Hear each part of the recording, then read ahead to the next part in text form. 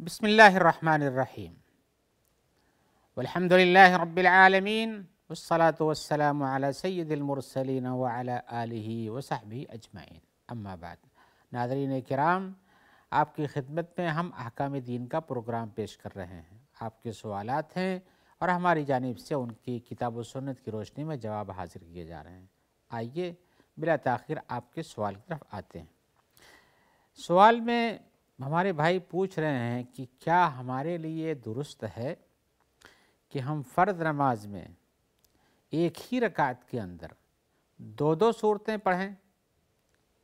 یعنی ایک صورت کے ساتھ دوسری صورت بھی پڑھیں، تو کیا یہ درست ہے؟ جواب ہم کہتے ہیں کہ جی ہاں، اس میں کچھ حرج نہیں ہے۔ آپ فرض میں پڑھتے ہوں یا نفل میں پڑھتے ہوں، نفل میں تو کئی بار رسول اللہ صلی اللہ علیہ وسلم سے اس کا تذکرہ کیا گیا ہے کہ آپ نے سورہ بقرہ شروع کیا، پھر آل عمران شروع کیا، پھر سورہ نساء شروع کیا اور کئی 2-3 صورتیں پڑھتے رہے اور ایسا ہوتا تھا۔ تو یہ درست ہے، اس میں کچھ حرج نہیں ہے کہ آپ چاہے فرض کی نماز ہو اور چاہے آپ کے سنت والی نماز ہو، نفلی نمازیں ہوں، ان سب میں 2 صورتوں کو ایک ہی رکعت کے اندر، یعنی سورہ فاتحہ پڑھیں، پھر کوئی صورت پڑھیں، پھر کوئی اور صورت پڑھیں، اور اس سے زیادہ چاہیں تو آپ 2-3 صورتیں جیسے بھی پڑھیں، اس میں کچھ حرج نہیں ہے۔ اور یہ فرض میں بھی گنجائش ہے اور یہ نفل میں تو بلا شبہ گنجائش ہے۔ لیکن ایک بات کے لیے کہا جا سکتا ہے کہ آپ جب امامت کر رہے ہوں، پیچھے آپ کے مقتدی ہوں، اور زیادہ مقتدی ہوں یا تھوڑے مقتدی ہوں، تو ان کو اگر تشویش ہوتی ہے اس سے، یعنی آپ کوئی صورت پڑھتے ہیں پھر جا کے الٹ کے کچھ پیچھے صورت پڑھتے ہیں یا بعد میں کوئی صورت پڑھتے ہیں، تو اگر ایسا ہوتا ہے یا ان کے اوپر بہت لمبا ہو جاتا ہے تو آپ کو اختصار سے کام لینا چاہیے۔ اور جہاں مصلیوں کو، نمازیوں کو تشویش ہوتی ہو، آپ کو اس کا سبب نہیں بننا چاہیے۔ لیکن اگر آپ جمع کرنا چاہتے ہیں، طرح کی نماز پڑھ رہے ہیں فرض میں، یا ایک ہی سنتیں پڑھ رہے ہیں، نفلیں پڑھ رہے ہیں، تو آپ کے لیے یہ بہت ہی زیادہ ممکن ہے۔ حتیٰ کہ نماز بھی پڑھاتے ہیں تو بھی ممکن ہے، بشرطے کہ نمازیوں کو لیے تشویش کا باعث نہ بنتا ہو، یعنی بہت لمبی نہ ہو جاتی ہو، اور اگر انہیں پتہ ہے کہ نماز میں 2 صورتیں پڑھ رہے ہیں تو آپ کے لیے کچھ حرج نہیں ہے۔ آئیے آگے کا سوال پڑھتے ہیں۔ آگے کے سوال میں پڑھ رہا ہمارے بھائی نے کہا ہے کہ ایک آدمی ہے جس نے حج کیا لیکن اس کے عقیدے میں کچھ خرابی تھی۔ خرابی کیا تھی؟ وہ لکھتے ہیں کہ وہ غیر اللہ کے لیے بھی ذبح کرتا تھا۔ پھر اس نے اسی ایام میں، جبکہ وہ عقیدے کا اتنا پختہ نہیں تھا، اللہ کے لیے قربانی بھی کرتا ہے، غیر اللہ کے نام پر بھی ذبح کرتا ہے، اسی بیچ میں اس نے حج بھی کیا ہے۔ پھر ایک زمانے کے بعد اسے سمجھ میں بات آتی ہے کہ غیر اللہ کے لیے ذبح کرنا یہ شرک ہے اور یہ حرام ہے، تو پھر وہ چھوڑ دیتا ہے۔ سوال ان کا یہ ہے کہ کیا اس نے جو حج کیا تھا پہلے، وہ حج اس کے حج اسلام کی طرف سے کافی ہے،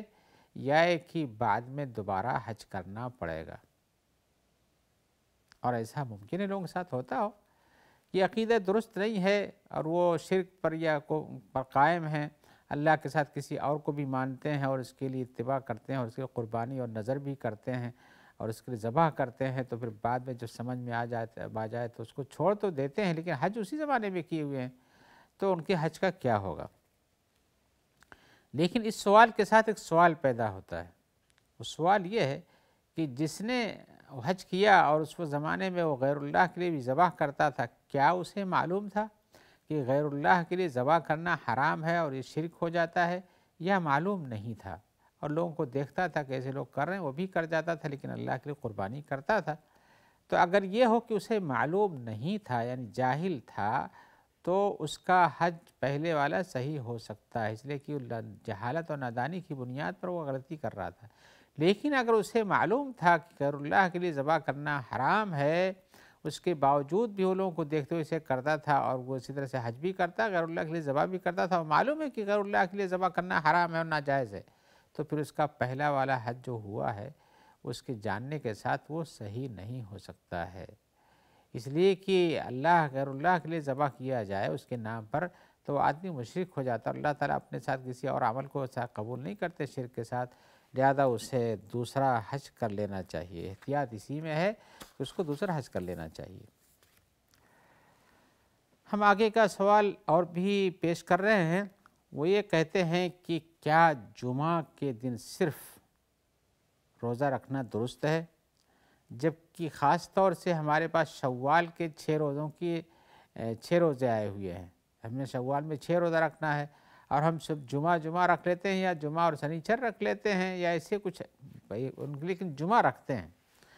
اب اس سلسلے میں جمعہ کے روزے میں جواب میں کہتا ہوں کہ جمعہ کے رکھنے کے لیے آپ کے پاس چند شکلیں ہو سکتی کہ آپ کو کوئی دن اور موقع ہی نہیں ملتا، جمعہ کو چھٹی ہوتی ہے تو جمعہ کو رکھ لیتے ہیں، بقیہ دن تو ڈیوٹی رہتی ہے اور آپ کی ڈیوٹی سخت بھی ہو سکتی ہے، جہاں روزے کا جب تک فرض نہ ہو آپ کے پاس امکان نہیں رہتا ہے۔ ویسے بھی روزے کے دنوں میں لوگوں کے یہاں ڈیوٹیاں کم ہو جاتی ہیں تو روزے کی سختیوں کو برداشت کر لے جاتے ہیں، لیکن روزے کے دن نہ ہو اور آپ کی ڈیوٹی فل ڈیوٹی چلتی ہو اور اس میں آپ روزہ رکھیں تو آپ کمزور ہو جائیں، گر جائیں، اور یہ حتیٰ کہ یہ 6 دنوں کے روزے جو ہیں یہ تو فرائض میں سے ہیں نہیں، نوافل میں سے ہیں، تو ہم یہ کہیں گے کہ آپ اگر صرف جمعہ کو چھٹی پانے کی بنیاد پر اس لیے جمعہ کو رکھتے ہیں کہ آپ کی چھٹی ہی کا دن ہے اور کوئی دن نہیں ہے اور اس میں آپ کے لیے رکھنا آسان ہوتا ہے، اس لیے نہیں رکھتے ہیں جمعہ کو کہ یہ جمعہ کا دن ہے، بلکہ اس لیے رکھتے ہیں کہ یہ ہماری چھٹی کا دن ہے جس میں ہمارے لیے گنجائش موجود ہے، تب تو آپ کا روزہ تنہا جمعہ کو رکھنا درست ہوتا ہے، اس لیے کہ رسول اللہ صلی اللہ علیہ وسلم نے جو روکا ہے وہ اس بنیاد پہ روکا کہ کوئی آدمی جمعہ ہی کو ترجیح اور بقیہ اور دنوں کو چھوڑ دے، صرف جمعہ اور جمعہ کو روزہ جمعہ ہونے کی بنیاد پہ رکھتا ہے، یہ درست نہیں ہے۔ لہذا اگر آپ کے پاس یہ سبب نہیں بلکہ آپ کے خالی دن ہے اور اس میں آپ کو گنجائش اور راحت رہتی ہے تو رکھتے ہیں تو اس میں ممانعت نہیں آتی، اس لیے کہ سبب روکنے کا وہ نہیں ہے جو آپ نے بتایا ہے، لہذا ایسا کر سکتا ہے، لیکن اگر وہ جمعہ کے ساتھ کسی اور دن کو جوڑ کے 2 دن رکھتا ہے تو پھر اس میں اور کوئی اشکال نہیں رہتا، کسی کے پاس جمعہ اور سنیچر دونوں کی چھٹی ہوتی ہے مثال کے طور پر، تو وہ سرکاری امپلائڈ میں ہے تو نوکر ہے، تو اسی صورت میں جمعہ سنیچر کی چھٹی ہوتی ہے تو جمعہ اور سنیچر کو چھٹی کی بنیاد پر رکھتا ہے اور دن خالی نہیں پاتا ہے، تو یہاں سبب بدلنے کی وجہ سے وہ حکم بدل جاتا ہے، اور یہی کہتے ہیں ہم کہ سنیچر کے بارے میں بھی آئے اور سنیچر کو بھی الگ سے روزہ رکھنے سے ممانعت کیا گیا ہے، لیکن اگر آپ کے پاس ایسی ہی صورتحال ہے جس کو ہم نے روکا، جس کو بتایا ہے کہ آپ کی چھٹی کا دن اور اسی میں گنجائش موجود ہے تب تو درست ہے، اور نہیں تو پھر جمعہ سنیچر کا دن ہونے کی وجہ سے جیسے کہ یہودی رکھتے تھے اس بیس پہ آپ رکھتے ہیں کہ سنیچر کا دن بہت مبارک ہوتا ہے، ایسا ہے یا ویسا ہے یا رکھنا چاہیے، تو یہ چیز درست نہیں، لہذا اس سے منع کیا گیا ہے۔ لیکن اگر آپ اس کے پہلے ایک دن رکھتے ہیں یا اس کے بعد بھی ایک دن رکھتے ہیں، دونوں کو جوڑ دیتے ہیں 2 دنوں کے ساتھ، پہلے ملا کر کے یا بعد میں ملا کر کے، تو آپ کا وہ روزہ درست ہو سکتا ہے، سنیچر کے خاص دن کی ممانعت کے ساتھ وہ چیز نکل جاتی ہے، اس لیے کہ آپ نے 2 دن جوڑ دیا ہے۔ اور اسی طرح سے اگر آپ کے روزہ رکھنے میں کوئی ایسا وقت کا روزہ آ جاتا ہے، آپ نے تو شوال کے بارے میں پوچھا تھا، لیکن ہم کہتے ہیں کہ اگر کوئی ایسا دن بھی آ جاتا ہے جس میں روزہ رکھنا مطلوب ہے شریعت میں اور وہ جمعہ کا دن پڑ جاتا ہے یا سنیچر کا دن پڑ جاتا ہے، جیسے عاشورہ کا روزہ ہے یا 9 ذی الحجہ کا روزہ ہے، تو آپ کو اس دن رکھنے میں کچھ ممانعت نہیں ہے، اس لیے کہ آپ اس روزے کو اس بیس پہ نہیں رکھتے ہیں کہ آج جمعہ کا دن اس لیے روزہ رکھتا ہوں یا سنیچر کا دن ہے اس لیے روزہ رکھتا ہوں، بلکہ آپ اس لیے رکھتے ہیں کہ وہ عاشورہ ہے یا کہ ذی الحجہ کی 9 تاریخ ہے، یوم عرفہ جس کو کہتے ہیں، عرفہ کا دن ہے، اس لیے رکھتے ہیں، تو پھر وہ ممانعت کا سبب جو تھا وہ سبب ختم ہونے کی بنیاد پر آپ کی طرف سے آپ کے اوپر وہ محظور یا وہ ممانعت ختم ہو جاتی ہے، لہذا رکھ سکتے ہیں، اس میں کچھ حرج نہیں ہے۔ آئیے ایک اور سوال کی طرف جو خواتین کے لیے ہے، وہ پوچھتی ہیں کہ کیا عورتوں کو بھی اپنے سر کا مسح ایسے کرنا چاہیے جیسے مرد کرتے ہیں، اور دوسرا یہ ہے کہ اگر اس کے بال لمبے ہیں تو کیا یہ سر کا مسح پورے سر پہ ہونے کے ساتھ ساتھ بال کی لمبائی کے ساتھ ہاتھ پہنچانا چاہیے یا صرف سر پہ مسح کر لینا کافی ہے؟ 2 سوال، کیا عورتوں کا مسح سر کا ایسے جیسے مردوں کا ہوتا ہے، اور اگر بال لمبے تو ان کے بال میں کہاں تک مسح کرنے کی حد ہے؟ جواب میں کہتا ہوں کہ یہ بات سب کو جاننا چاہیے کہ مردوں کے اور عورتوں کے شرعی احکام سب ایک ہی جیسے ہوتے ہیں، اس میں کوئی اختلاف نہیں ہے، الا یہ کہ شریعت میں یہ بیان آ جائے کہ یہ حکم مردوں کے ساتھ خاص ہے، تو پھر یہ عورتیں اس میں خارج ہو جاتی ہیں، یا کوئی ایسا حکم ہو جو مردوں نہیں عورتوں کے ساتھ خاص ہو اور مردوں کے لیے اس میں روکا گیا ہو یا مردوں کا دوسرا حکم دیا گیا ہو کہ مردوں کو اس پوزیشن میں یہ حکم ہے، تو پھر وہ دونوں کے الگ الگ احکام ہو جاتے ہیں۔ اب یہ دیکھنا ہمیں یہ ہے کہ مسح کے بارے میں کیا عورتوں کے لیے الگ سے حکم آیا ہوا ہے؟ نہیں آیا ہوا ہے۔ تو جب عورتوں کے لیے مسح کے بارے میں الگ سے حکم نہیں آیا ہوا ہے اور قرآن مجید کی آیت وَامْسَحُوا بِرُؤُوسِكُمْ اپنے سروں کا مسح کرو یہ سب کے لیے ہے، یا اسی طرح سے رسول اللہ صلی اللہ علیہ وسلم کے بیان میں جو ہے کہ آپ نے مسح کیا، اس طرح سے اس میں بھی کچھ الگ سے تذکرہ نہیں کہ عورتوں کو ایسے مسح کرنا چاہیے، پھر عورتوں کا بھی اتنا ہی حکم ہے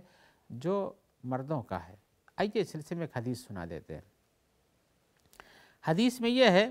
عمرو بن یحییٰ المازنی اپنے باپ یحییٰ المازنی سے نقل کرتے ہیں کہ انہوں نے عبداللہ ابن زید ابن عاصم سے کہا، یہ عبداللہ ابن زید ابن عاصم جو ہیں یہ عمرو ابن یحییٰ کے دادا ہیں، یعنی انہوں نے اپنے باپ سے پوچھا، باپ کہہ رہے ہیں کہ ہم نے اپنے باپ سے پوچھا، یعنی عبداللہ ابن زید ابن عاصم سے کیا پوچھا؟ انہوں نے کہا کہ میں نے کہا ان سے، صحابی ہیں، ہم نے ان سے کہا کہ کیا آپ ہمیں یہ دکھا سکتے ہیں، عملی طور پر پریکٹیکل طور پر کر کے دکھا سکتے ہیں کہ رسول اللہ صلی اللہ علیہ وسلم کیسے وضو فرماتے تھے؟ تو انہوں نے کہا کہ کیوں نہیں، دکھا سکتا ہوں۔ تو پھر وضو کا پانی منگایا انہوں نے، اس کے بعد کیا کیا، پھر اب وہ پانی اپنے دونوں ہاتھوں پر ڈالا اور اس کے بعد دونوں ہاتھوں کو دھویا، پھر دونوں ہاتھوں کو یعنی کوہنیوں تک دھویا، اور اس کے بعد پھر کلی کیا، ناک میں پانی ڈالا اور اس کے بعد جھاڑا اس کو، پھر چہرے کو 3 بار دھویا اور اس کے بعد پھر دونوں ہاتھوں کو 2 بار دھویا، اس لیے کہ وضو میں ایک بار میں اگر وضو کا پانی پورے ہاتھ میں لگ جاتا تو 2 بار کی ضرورت نہیں، اگر 2 بار میں لگتا تو تیسری کی ضرورت نہیں، اگر 2 بار 3 بار میں 2 بار میں نہیں لگتا تیسری بار میں پورا ہوتا تو 3 بار، لیکن اس سے زیادہ کی گنجائش شریعت میں ایسے نہیں دی گئی، الا کہ کوئی جگہ ہے جہاں پر پانی نہیں پہنچتا ہے یا موٹا یا کھردرا ہونے سے تو وہاں رگڑ کے ہاتھ کو رگڑ دینا چاہیے۔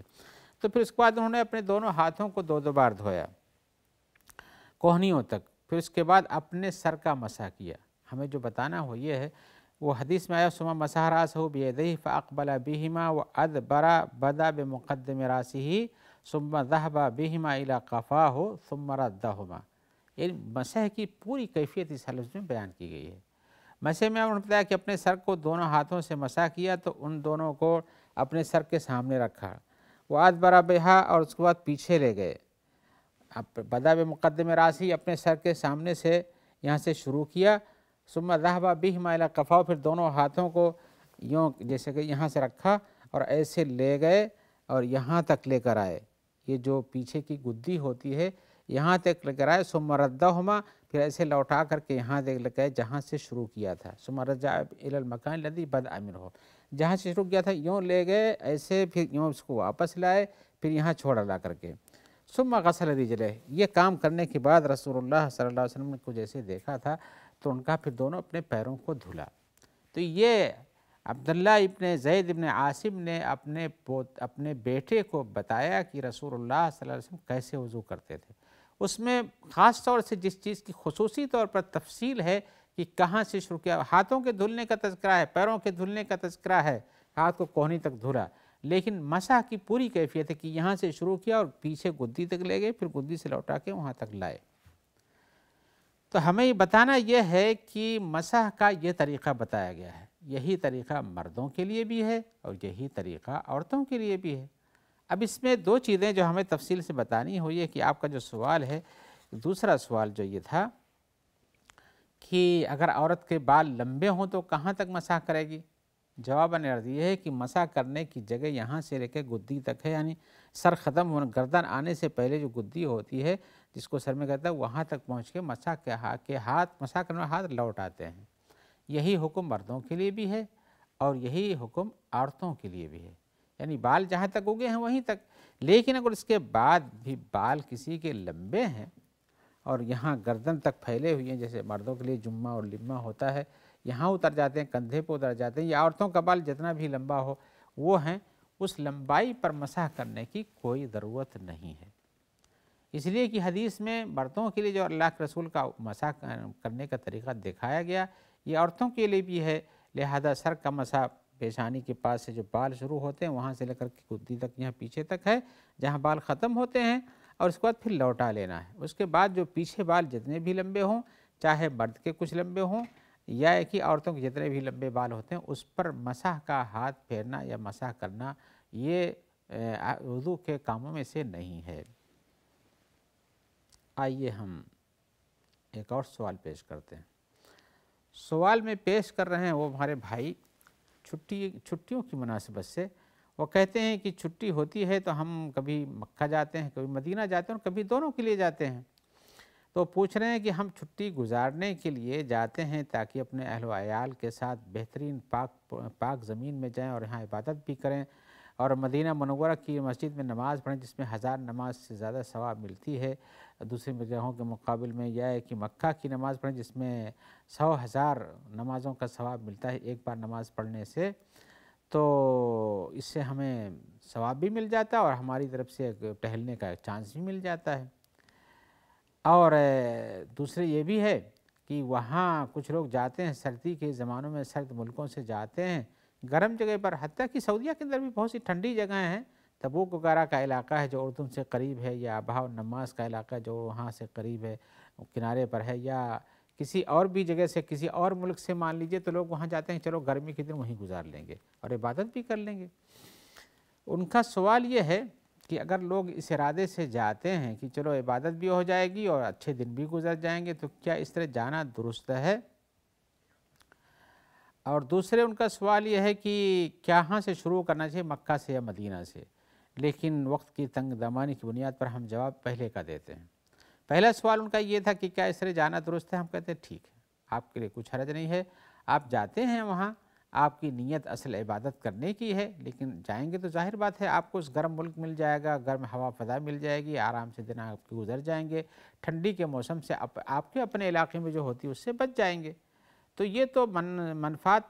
ثانوی ہے، لیکن آپ کی اصل نیت یہ ہے کہ جا کر کے بہترین جگہ پر، اچھی طیب پاک جگہ پر اپنا وقت گزار لیں، تو آپ کا یہ عمل درست ہے، اس میں کچھ حرج نہیں ہے۔ البتہ کہاں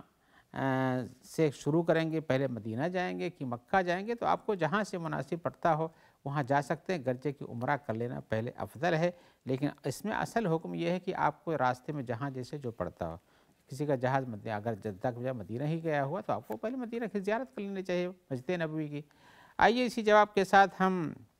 آپ سے اجازت لیتے ہیں، انشاءاللہ آپ سے جلد ملاقات ہوگی جس میں آپ کے سوالات ہوں گے اور ہماری طرف سے ان کے جواب دیے جائیں گے۔ جب تک اجازت دیتے ہوئے دعا کیجیے کہ اللہ تعالیٰ آپ کو اور ہم کو سب کو خیر سے رکھے، اور جو لوگ آپ تک اس پروگرام کے پہنچانے میں مددگار ہوتے ہیں، تعاون دیتے ہیں، اللہ تعالیٰ ان سب کو اجر جزیل عطا فرمائے اور اپنی عافیت میں رکھے۔